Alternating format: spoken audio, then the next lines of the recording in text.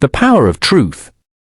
The Human Rights Commission of Pakistan has painted a grim picture of the state of human rights in the country in its latest annual report. In a press release, the organization pointed out a severe contraction of civic space, the erosion of judicial independence, and deepening insecurity in 2025. This is akin to a civil society charge sheet against state institutions. The report mentions how the Commission of Inquiry on Enforced Disappearances, COIED, registered 273 new cases of missing persons nationwide. While 13 were traced to state agency centers, 32 to prisons, and some individuals returned, many other individuals remained missing. Harsh legal and institutional mechanisms created a climate of fear and self-censorship while limiting public discourse. Amendments to the Anti-Terrorism Act, 1997, at the center and in Balochistan, empowered police to detain any citizen for up to 3 months without charge or judicial oversight, further undermining fundamental rights, due process and protection from arbitrary detentions. On World Press Freedom Day, the Prime Minister expressed his government's commitment to protecting the freedom of the press while also stressing the importance of credible journalism. The President said, "A free, independent and diverse media is not a threat to a confident nation, rather a proof of one." Meanwhile, media bodies and civil society organizations raised alarm over growing curbs on press freedom and the rising risks to journalists. Freedom Network cited the weaponization of cybercrime laws as one of the most serious threats to media freedom in Pakistan. From April 2025 to March 2026, at least 129 verified incidents of violations were reported and included 2 murders, 5 cases of threat to murder, 58 legal cases, mostly PICR-invoked, 16 cases of assault, 11 cases of threats to harm and 2 cases of kidnappings. Separately, civil society representatives issued an open letter to the PM, warning that Pakistan's media landscape was increasingly marked by intimidation, legal pressure, and economic vulnerability. While stressing the need for an independent media committed to truthful reporting and accountability, they highlighted a growing pattern of harassment under cybercrime and anti-terror laws against journalists and human rights activists. Such persecution had fostered fear within the media community, leading to self-censorship and limiting public access to critical information. Ex-Senator and President of the PPP Human Rights Cell Fahatullah Baba expressed his views on World Press Day candidly. "Silencing those who speak for rights, justice, and the marginalized is silencing the conscience of society itself. The strength of a democracy lies not in suppressing dissent, but in engaging with it," he said. He also asserted, "Prolonged detentions without trial, delayed hearings, excessive charges, and midnight knocks are new tools of coercion.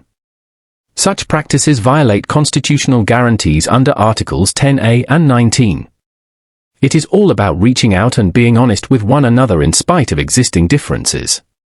Another report by the Pakistan Press Foundation said that Pakistani journalism was dealing with overly active forms of legal challenges. From criminal complaints to summons, the continuation of violent physical attacks coupled with threats of violence, digital threats and harassment online, further amplified in an age of artificial intelligence. It outlined the full scope of repressive actions the media was subjected to. In a bold May 3 editorial on press freedoms, this paper stated that the entire industry was being suffocated by the repressive actions of the state that has gradually come untethered from law and principle. It warned that a public that abandons its press abandons its last organized defense against the unchecked ambitions of power. Our biggest concern revolves around the results of choices made by those in power. There is a gap in perception between the rulers and the ruled. The current politicized climate of distrust and division is promoting social disconnection and impeding dialogue and cooperation. We have a hard time listening to each other.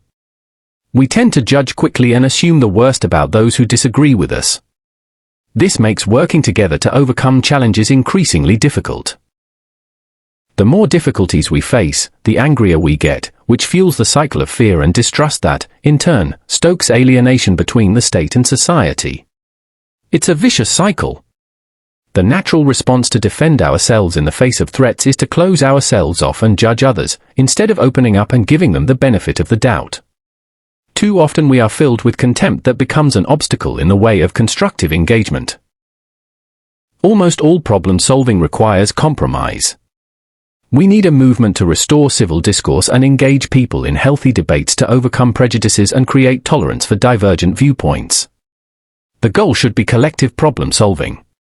The first step is developing empathy and promoting a sense of mutual belonging.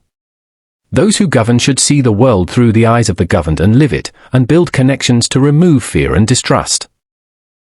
Only then can the rulers truly begin to appreciate the context of the public's discontent and make genuine attempts to develop understanding and trust.